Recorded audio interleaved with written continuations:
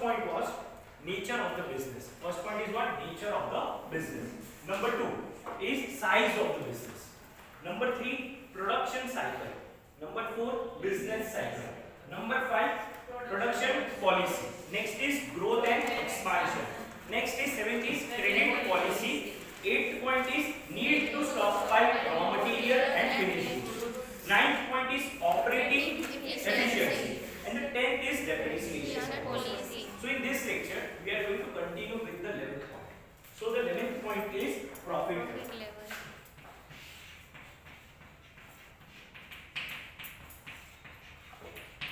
So 11th point is what? Profit level. So in profit level, what they have specified, we are going to see. Some firm on a high profit margin due to monopoly power in the market. On the other hand, some firm facing cutthroat competition and earn low margin of profit. A high net profit margin contributes towards the working capital, provided it is earned in cash. The net profit is the source of working capital to the extent that it has been earned in cash. Cash profit can be found by the adjusting non-cash items such as the depreciation, outstanding expenses, expense written off, etc. બધા overall જે પણ business organisation છે એમાં overall profit margin same હોય એવું જરૂરી નથી. એમાં બધાનું શું ડિફર હોય, ડિફરન્ટ. ફોર એક્ઝામ્પલ, અત્યારે મારો એક બિઝનેસ કેરી ઓન કરું છું, ત્યાં પ્રોફિટ માર્જિન સપોઝ 20% છે. એક બિઝનેસ કરું છું ત્યાં ખાલી 5% છે. એક બિઝનેસ કરું છું ત્યાં 40% છે. તો એ બધું શું છે? ડિફરન્ટ છે. તો આ જે નેટ પ્રોફિટની છે હું વર્કિંગ કેપિટલને પ્રોપર મેનેજ કરી શકીશ. શું કામ? કેમ કે જે નોન કેશ થિંગ્સ છે, ફોર એક્ઝામ્પલ ડેપ્રિસિએશન બોલું કે પછી ઓવરઓલ આપણે કંઈક એક્સપેન્સીસને રિટર્ન ઓફ કર્યા, તો આ બધું ઓવરઓલ કેશ જનરેટ નતા વિથિન ઓર્ગેનાઇઝેશન. તો એટલે સેટઅપ કરવામાં આ જે કેશ વાળું પ્રોફિટ છે અમને હેલ્પફુલ થશે. ડેપ્રિસિએશન મેં કેલ્ક્યુલેટ કર્યું, હું કહું છું 10% ડેપ્રિસિએશન, 10,000 ની આઇટમ પર 10% બોલું કેટલું થાય? 1000. તો એ 1000 મારા બિઝનેસમાં સર્ક્યુલેટ થાય છે. એ કેવી રીતના હેલ્પફુલ થશે? આ જે મારી પાસે કેશ પ્રોફિટ છે એનાથી વર્કિંગ કેપિટલમાં એને એડજસ્ટમેન્ટ કરી શકીએ. કેમ કે તમને ખબર છે બિઝનેસમાં તમે ડેપ્રિસિએશન બતાવો છો, શું બતાવો છો? એઝ એન એક્સપેન્સ, બરાબર? પણ એ એક્ચ્યુઅલી તમે ખર્ચો કરો છો નથી કરતા, એ બિઝનેસમાં તમે ખાલી એનું રિટર્ન ઓફ કરો છો. સો સર્ક્યુલેટિંગ માટે, રોલિંગ માટે ધીસ વિલ હેલ્પ યુ. તો આના માટે આપણે એને પ્રોફિટ લેવલ મેટર કરે છે કે શું તમારું પ્રોફિટ લેવલનું માર્જિન છે, કેટલા પર્સન્ટેજ તમે અર્ન કરો છો, શું નેટ રિટર્ન્સ તમને મળે છે. પ્રોફિટ મારું થાય છે નો ડાઉટ એમાં ક્રેડિટ સેલ્સ બી થતું હોય. તો ક્રેડિટ સેલ્સ કરું તો મારી પાસે હાથમાં પૈસા નથી, ઇન ફ્યુચર આવશે, બટ તેના રોલિંગ માટે મારી પાસે કાંઈ છે નહીં. તો જેટલું વધારે કેશ થશે એટલું વધારે મને બેનિફિટ થઈ શકે છે. So profit level is the level. Clear? Next point, level of tax.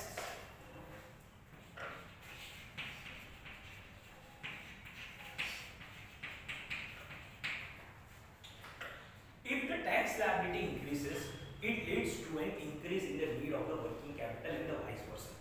Tax liability can be reduced through a proper tax plan. Tax liability is a short-term liability and payable in cash. Tax liability is a short-term liability and payable in cash. Thus, the level of the taxes is an important aspect of the working capital plan. હવે business carry out કરીશ, મારે tax pay કરવું પડશે. Tax pay કરવું પડશે તો જ્યાં સુધી હું એનું પે નહીં કરું મારા બિઝનેસ માટે લાયબિલિટી છે. યુઝ્યુઅલી ટેક્સ જે છે વિથિન ધ યર આપણે પેમેન્ટ કરવું પડે. શોર્ટ ટાઈમમાં મારે લાયબિલિટી રીપેમેન્ટ કરી દેવી પડે. કોઈ એવું નથી 20 વર્ષનું મારે ટેક્સ ભરવું. ઓવરઓલ આપણે at the end of the year આપણે જે પણ અર્ન કર્યું હોય એની ઉપર આપણે ટેક્સીસ પે કરી દઈએ છીએ. તેના જીએસટી ની વાત કરી, હર 3 મહિને આપણે એનું ટેક્સ પેમેન્ટ કરી દઈએ છીએ. તો જ્યાં સુધી હું પે નથી કરતો તો ત્યાં સુધી ઓવરઓલ શું કામ નથી કરી શકતો? કેમ કે મારી પાસે શોર્ટેજ છે વર્કિંગ કેપિટલ. જેટલું ઓવરઓલ હું tax time frame regularly plan કરીને પે કરીશ એટલું મારું વર્કિંગ કેપિટલ પ્રોપર સ્મૂથલી જશે. હવે મારે આને ટેક્સ બી દેવાના છે, મારે ક્રેડિટર્સને બી દેવાના છે, તો ઓવરઓલ એક બર્ડન છે. મોટા મારા બિઝનેસ ઓર્ગેનાઇઝેશનમાં એસેટ્સ બોલે છે પણ હાથમાં કાંઈ છે નહીં. તો રેગ્યુલર બેસિસ ઉપર આપણે પ્લાનિંગ કરીને ટેક્સ પે કર્યું તો વર્કિંગ કેપિટલમાં પણ પ્લાન થવા માટે બહુ હેલ્પફુલ થઈ શકે. First 11 point profit level, second is level of taxes. 12 point. 13 point price level changes. Rising price level will require a higher amount of working capital to maintain the same level of current assets, as it will require higher investment.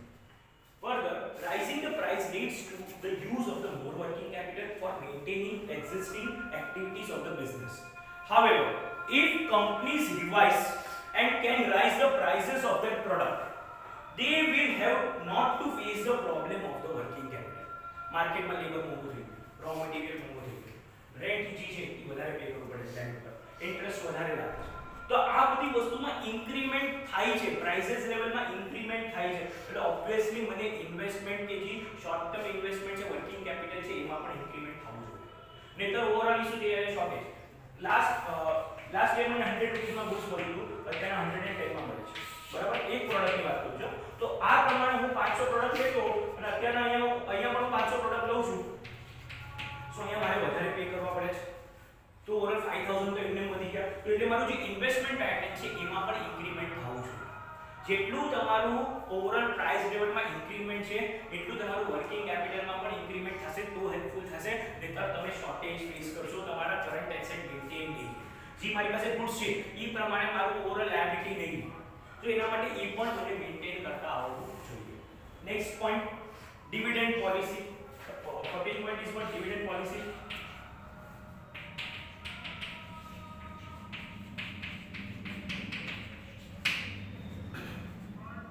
Dividend is paid in cash to the shareholders, which affect the working capital. If the company retains the profit and does not pay dividend, it increases the working capital. With a view to maintaining an established dividend policy, the top management gives due considerations to its effect on the cash and the cash requirement. If the management follow the policy of the growing back of profit, the position of the working capital will be stronger. Alternatively, major part of the profit are distributed as a dividend amongst the shareholders. The position of the working capital of the company would not be better. Management should choose the dividend policy after considering the relevant factors. મારા કંપનીમાં profit થયું, મારા કંપનીમાં સારું returns છે. હવે suppose મારા કંપનીએ પ્રોફિટ કર્યું ₹5 લાખ. આ 5 લાખ રૂપીસ છે, એમાંથી સર્ટન એમાઉન્ટ હું મારા બિઝનેસમાં પ્લો બેક કરીશ. પ્લો બેક કરીશ એટલે એને પાછા રીયુઝ કરીશ. જેટલું વધારે આમાંથી હું એમાઉન્ટ યુઝ કરીશ એટલું મારું વર્કિંગ કેપિટલ સ્ટ્રોંગ થશે. શું કામ? કેમ કે એટલું મારે ડિવિડન્ડ ઓછું દઉં છું. ઓછું દઈશ તો ઓવરઓલ મારા બિઝનેસમાં વર્કિંગ કેપિટલનો ફ્લો શું થશે? વધી જશે. હવે આમાંથી જેટલું વધારે હું ડિવિડન્ડ દઈશ એટલું વર્કિંગ કેપિટલ શું થશે? ઓછું થશે, બેટર નહીં. સો આના માટે તમે બિઝનેસ એક્સપાન્શન માટે કે બિઝનેસમાં ફંડને રીયુઝ કરવા માટે જેટલી સારું પોઝિશન હશે એ પ્રમાણે તમે ડિવિડન્ડ પોલિસીને ફોર્મ કરો. બીજા બધા ફેક્ટર્સને પણ વિચારો. નો ડાઉટ અત્યારે શેર હોલ્ડર છે ને ઇન્વેસ્ટ કર્યું છે ને રિટર્ન્સમાં ડિવિડન્ડ રિક્વાયર્ડ છે, દેવું પડશે. બટ એવી રીતના પ્લાન કરીને તમે ડિવિડન્ડ આપો જેનાથી ઓવરઓલ વર્કિંગ કેપિટલ પણ એફેક્ટ થાય નહીં. હું એવું નથી કીધું સાવ તમે એકદમ નોમિનલ જો 1% જો 2% લો ડિવિડન્ડ, બટ ઓવરઓલ સામે વર્કિંગ કેપિટલનું પણ આપણે વિચારવું જેનાથી ફ્લો મેન્ટેન રહે. સો એ ડિવિડન્ડ પોલિસી બિઝનેસ ઓર્ગેનાઇઝેશનમાંથી ફાઇનાન્શિયલ મેનેજર છે એને પ્રોપર વેમાં પ્લાન કરવું પડે. સો લેવલ પોઈન્ટ કરો, profit level, 12 taxes, 13 is 14 dividend policy. Now the 15th point, labor intensive versus capital intensive. In labor intensive, labor technology, industry's larger amount of the working capital is required because of the regular payment of the wages and the salaries to the workers. Moreover, more time is taken in completing the manufacturing process. Regular payment of the heavy wages will decreases the cash. On the other hand, the capital intensive, the capital technology, industries require lesser amount of the working capital due to the heavy investment in the fixed asset and requiring shorter period of the manufacturing process. From 11th standard, you are studying the two concepts, that is labor intensive and the capital intensive. First of all, what is the labor intensive? Labor intensive is a process in which the human efforts are more than the machines. મારા ઓર્ગેનાઇઝેશનની અંદર લેબરનું workforce વધારે છે compare to machine કરતા. તો અહીંયા working કેપિટલમાં આપણે labour ઇન્ટેન્સિવની વાત કરીએ તો ટાઈમ ટુ ટાઈમ મારે વેजेस દેવી પડશે, સેલેરી દેવી પડશે, એટલે કેશ શું થઈ જાય છે? રેડ્યુસ.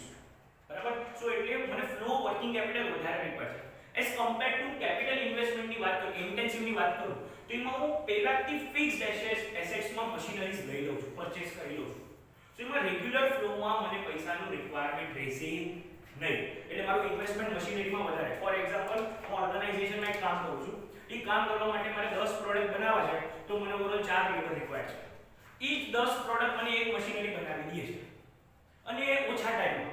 પણ નો ડાઉટ મને કેપિટલમાં જે વાત કરું મશીનરીનો કોસ્ટ વધી જશે, બટ એક ટાઈમ કોસ્ટ છે. ઘણી તો મને મશીન યુઝ થઈ શકે છે. શું તમે પ્રોપરલી સિલેક્ટ કરો કે ક્યાં તમને લેબર ઇન્ટેન્સિવની રિક્વાયરમેન્ટ છે અને ક્યાં તમને capital intensive. Depends upon that part તમે પ્રોપર વર્કિંગ કેપિટલનું પ્લાનિંગ કરી શકો છો. ફોર એક્ઝામ્પલ હું તમને કહું કે મશીન લગાડવાથી મને વધારે ફાયદો નથી થતો અને લેબરથી મને વધારે બેનિફિટ થાય તો આપણે ચૂઝ કરશું લેબર. બટ મશીન લગાડવાથી મને બેનિફિટ થાય છે એઝ કમ્પેર ટુ લેબર. જે મશીન મને એક દિવસમાં 10 પ્રોડક્ટ બનાવી દે એ મને ઓવરઓલ એક લેબર 15 દિવસમાં 10 પ્રોડક્ટ બનાવે. તો ઓબ્વિયસલી હું શું સિલેક્ટ કરીશ? મશીન. કેમ કે 1 ડે માં મારું કામ કરી દે છે જે લેબર 15 ડેઝમાં કરે છે. સો તમારા ઉપર ડિપેન્ડ કરે કે કેવી રીતે તમે એનું સિલેક્શન કરો છો. જો કંપનીમાં ફાઇનાન્શિયલ મેનેજર પ્રોપરલી એનાલાઇઝ કરશે કે કઈ વસ્તુ મને વધારે બેનિફિટ દે છે. ફોર એક્ઝામ્પલ મારે વોશિંગ મશીન લેવું છે ઘરમાં કપડાં ધોવા માટે તો ઓવરઓલ મને 50,000 નો ખર્ચો થાય. પણ ઈ જ પ્રમાણે હું કોઈ ઓવરઓલ મેડને બોલાવો અને મને ધોઈ દે તો ઈ મારું સપોઝ 500 માં થઈ જતું હું કહીશ 500 રૂપિયામાં તો આપણે 6000 રૂપિયા થશે વર્ષના. તેમ 10 વર્ષ બી હું કામ કરાવું પાસે તો 60000 માં થશે. નો ડાઉટ ટાઈમ પ્રમાણે કોસ્ટ વધી જશે બટ ઓલું એકવાર 50000 માં એક હારટનું ઇન્વેસ્ટમેન્ટ થઈ ગયું એના કરતા આ વસ્તુ મને સેવિંગ કરશે. તો આપણે એનાલિસિસ કરીએ કે કઈ વસ્તુ બેનિફિટ થાય. એવી રીતે બિઝનેસ ઓર્ગેનાઇઝેશનમાં પણ વિચારવું પડે કે મને લેબર સસ્તું પડે છે કે મશીન સસ્તું પડે છે, જેનાથી ઓર્ગેનાઇઝેશનને વર્કિંગ કેપિટલમાં યુઝ થઈ શકે. નાઉ the 16th point.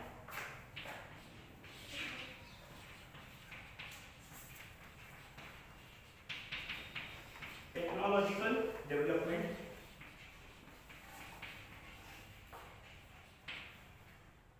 or change in technology.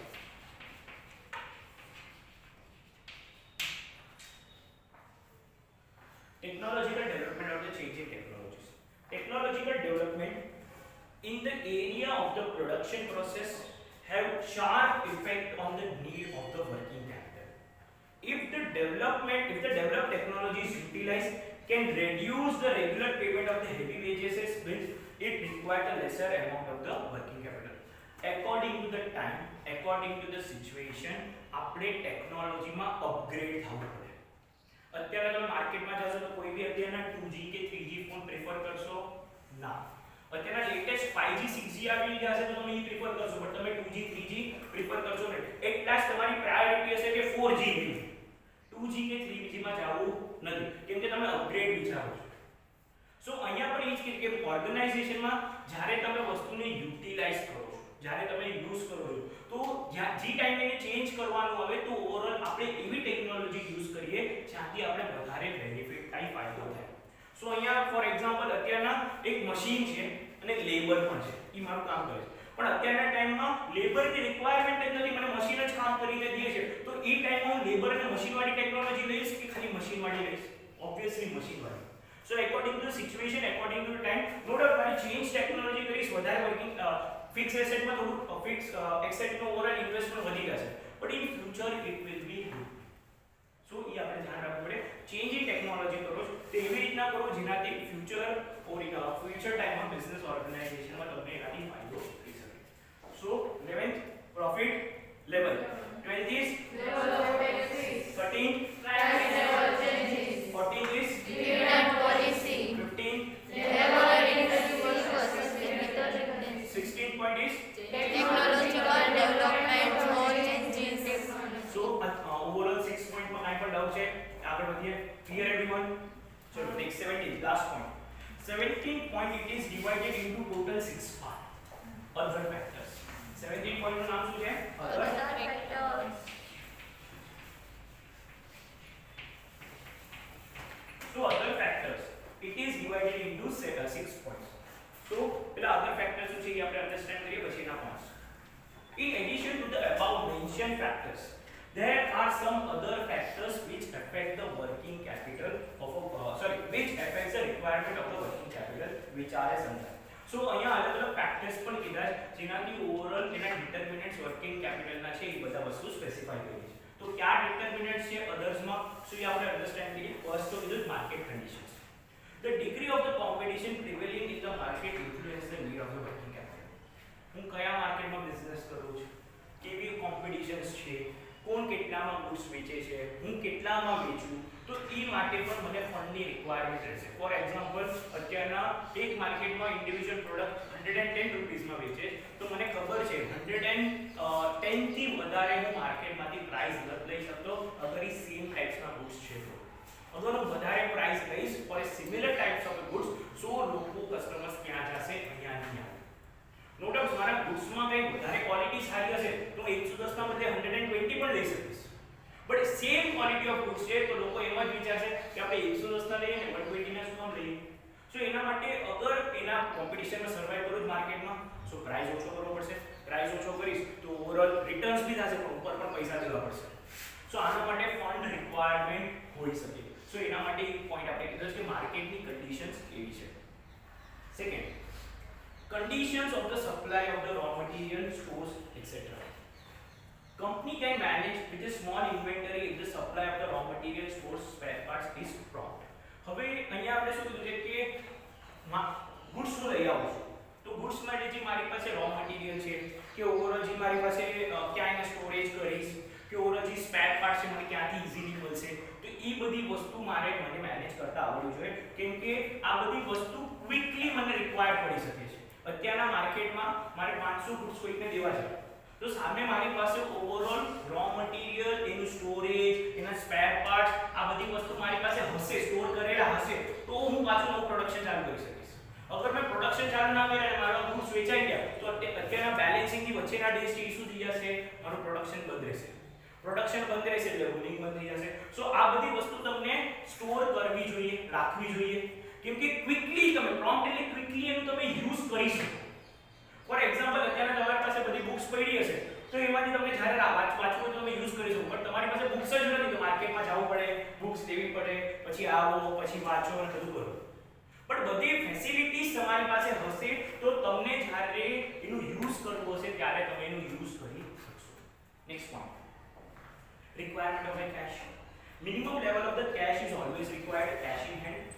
Cash on hand to keep the smooth operation of the business. Further, cash has a universal liquidity and acceptability. Obviously, રૂપિયા હાથમાં કાંઈ હોવું જોઈએ. શોર્ટેજ ઓફ કેશ તમારા હાથમાં હશે તો ઓવરઓલ તમારું કામકાજ બંધ થઈ શકે છે. બધી વસ્તુ ક્રેડિટ ઉપર થાય એવું જરૂરી નથી. સર્ટન ટાઈમ પર તમારી પાસે કેશ ઓન હેન્ડ છે તો એ બધી વસ્તુ તમને હેલ્પ કરશે. રૂપિયા હાથમાં હશે તો જ્યારે પણ આપણે એને યુઝ કરવા હશે કરી શકશો. એટલે એમ નથી કીધું કે આટલા રિક્વાયર્ડ છે. અત્યારે હું બિઝનેસ કેરી ઓન કરું એમાં સર્ટન મને ખબર હોવી જોઈએ કે મારા બિઝનેસમાં ઓન એન એવરેજ દિવસમાં હાથમાં કેટલા રૂપિયા હોવા જોઈએ. 5000, 10000, 15000, 20000 જેવું ટાઈપનો તમારો બિઝનેસ છે. અત્યારે મારી લાર્જ સ્કેલ બિઝનેસ છે તેમાં હું કહું કે મારી પાસે કેશ જ નથી અને ખાલી 2-3000 રૂપિયા છે તો બિઝનેસ કેમ કન્ટિન્યુ થાય. સો કેશની એક મિનિમમ લેવલ ડિસાઈડ થવું જોઈએ કે આટલા તો એસેન્શિયલ જરૂરત આપણા બિઝનેસ ઓર્ગેનાઇઝેશન માટે છે. સો એમાં ફર્સ્ટ પોઈન્ટ આપણે અધર ફેક્ટર્સમાં કયો જોયો? અહીંયા લખજો A point market condition. B point condition of supply of raw materials, stores, etc. condition of supply of raw material,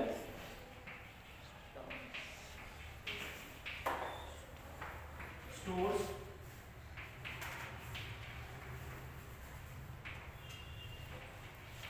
etc. C point is requirement of cash.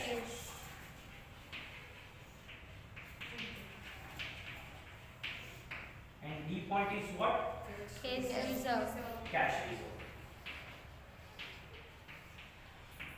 If it is the policy of the firm to maintain some cash reserve, it affects the working capital. It affects the requirement of the working capital. मैं reserve એટલે શું future માટે સાચવી રાખું. સો અત્યારે હું future માટે cache ને સાચવીને રાખું છું. સો અત્યારે મારે ફંડની શોર્ટેજ પડે છે. ફોર એક્ઝામ્પલ અત્યારે મેં 10000 અર્ન કર્યા એટલે આલામાંથી 2000 શું રાખી દઉં છું. ફ્યુચર માટે કામ આવશે. અત્યારના કોવિડ-19 સિચ્યુએશનમાં કામ આવશે. એ અત્યારે મેં રાખી. નો ડાઉટ ફ્યુચરમાં મને હેલ્પફુલ થશે રૂપીસ. પણ અત્યારના શું થાય છે, અત્યારના તમને શોર્ટેજ થાય છે, સો એ મૂવમેન્ટમાં તમને ડિફિકલ્ટ પાર્ટ થાય છે, સો એ વસ્તુ પણ તમને ધ્યાન રાખવું પડે. Next point, conversion of the components of the working capital into cash. ઈ પોઈન્ટ શું કીધો છે, conversion of components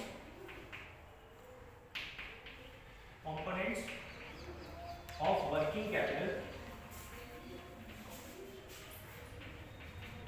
into cash.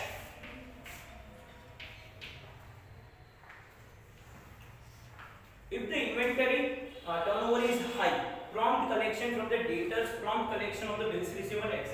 result into the low working capital requirement.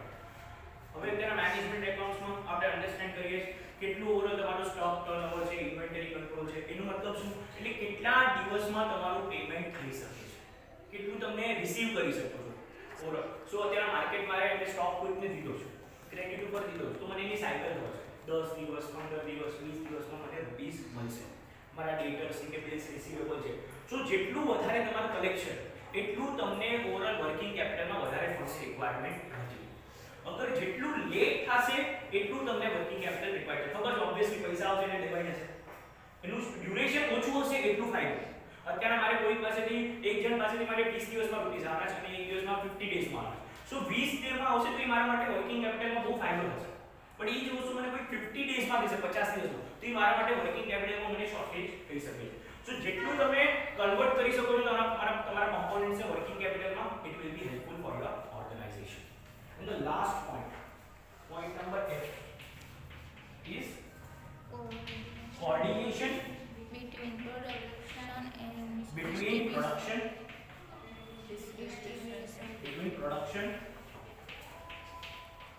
and distribution activities. Distribution activities.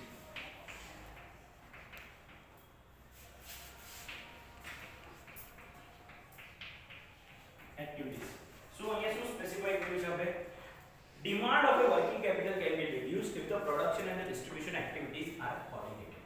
હવે જેટલું હું પ્રોડક્શન કરું છું એટલી જ પ્રમાણે મને ડિસ્ટ્રીબ્યુશન કરીશ તો મારું કોઓર્ડિનેશન બંનેમાં હશે તો મને વર્કિંગ કેપિટલમાં ફાયદો થશે. ફોર એક્ઝામ્પલ અત્યારે મારી પાસે મેં ગુડ્સ મેન્યુફેક્ચર કર્યા, 100 યુનિટ્સ મેન્યુફેક્ચર કર્યા, ઈ પ્રમાણે જ ઓવરઓલ માર્કેટમાંથી ઓર્ડર લઈશ, ઈ જ પ્રમાણે ડિમાન્ડ થઈ હશે ઈ પ્રમાણે પ્રોડક્શન કરીશ. હવે ડિમાન્ડ નથી, સપોઝ માર્કેટમાં ગુડ્સની ડિમાન્ડ જ નથી અને મેં લાખો ગુડ્સ બનાવીને રાખ્યા છે તો મારું ઓવરઓલ શું થઈ જશે, ફંડ બ્લોક થઈ જશે, હું એને બીજામાં રીયુઝ કરી શકીશ નહીં. તો એમાં કોઓર્ડિનેશન હોવું જોઈએ, કેટલું ડિસ્ટ્રીબ્યુટ કરવું ઈ જ પ્રમાણે હું પ્રોડક્શન કરું. વધારે કરી નાખ્યું, એક્સેસ પ્રોડક્શન કરી દીધું તો ડિફિકલ્ટ પાર્ટ થશે. અને ઓવરઓલ આપણે કહીએ છીએ મેં લો પ્રોડક્શન કર્યું, માર્કેટમાં બહુ ડિમાન્ડ છે તો પણ થતું, માર્કેટમાં 500 ગુડ્સ બનાવવાની ડિમાન્ડ છે અને ખાલી 50 ગુડ્સ જ બનાવું છું તો પણ ઓવરઓલ હું એને ડિસ્ટ્રીબ્યુટ કરી શકતો નથી. તો એમાં બધામાં શું જોઈએ, કોઓર્ડિનેશન. સો વર્કિંગ કેપિટલ માટે હેલ્પફુલ થઈ શકે. સો ટોટલ આપણે આજના લેક્ચરમાં 11 થી લઈને 17 પોઈન્ટ્સ અન્ડરસ્ટેન્ડ કર્યા. 11th પોઈન્ટ કયો હતો, 12 level of taxes, 13 is price level changes, 14 dividend policy, 15 is labor intensive versus capital intensive, 16 technological developments or changes in technology, and the 17th point is other factors. Other factors, it is divided into 6 parts. The first part of other factor is market condition, second is condition of supply of raw materials, stocks, etc.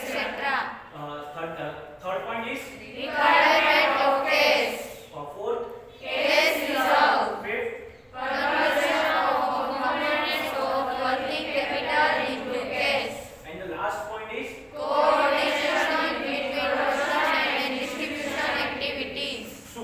Now we have studied in 2 lectures. In the last lecture we have seen the first 10 points and in this lecture we have seen the remaining 7 points.